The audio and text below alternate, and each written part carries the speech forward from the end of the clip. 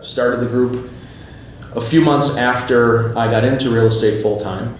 Within a few months, I realized I didn't have enough time to return phone calls and do all the other stuff that I didn't even like to do, so I hired someone to split with another agent in my office at the time. About 3 months after that, I needed to have the person full-time. I kept that person and added yet another person to, again, do more office stuff and then eventually help with showings.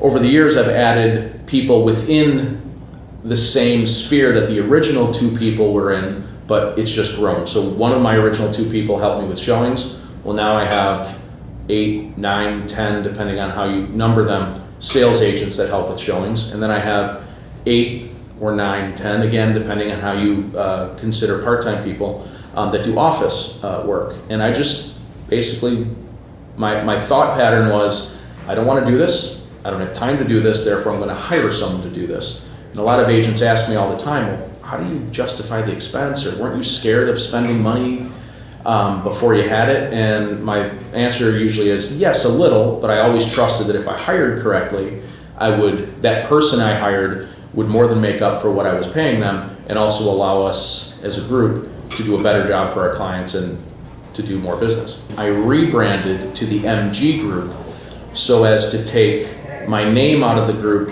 so that when clients were to call in or email in, they're not just looking for Mario Greco, and they're also not thinking that someone who isn't Mario Greco is just a minion.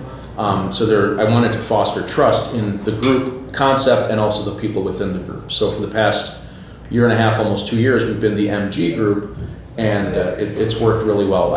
Clients are more open and receptive, and even look for the fact that it's a true group and not just the leader with a bunch of people doing other things. After every single showing of one of our listings, we send an email within 2 hours to the seller with our initial thoughts, how we thought it went, where else are they looking, how long have they been looking, when do they expect to make a decision.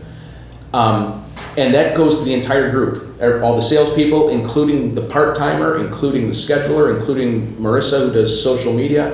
Everyone has that information, and I expect for everyone to read it. So if in fact something does come up about that property and someone else is doing a showing, they know there's some knowledge about what's been being said. And I think that's a little different than a lot of groups. A long time ago, probably 10 years ago, I started having group emails. It's not groundbreaking by any means, but if someone sends an email to office@mggroupchicago.com, I and everyone in the office gets it. If someone sends an email to sales@mggroupchicago.com, all the salespeople, and a couple of the people in the office get it.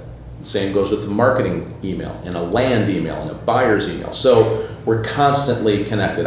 We do a lot of shared calendars within the group, so we're aware of where everyone's going to be every night. Probably around 6:30, 7 o'clock, our scheduling desk sends out a summary of the entire group's calendar. So for the next day. For the next day. And so we have a full list of who's going to be where, who's going to be doing what, and that for me is very helpful. So I can see where all the salespeople are.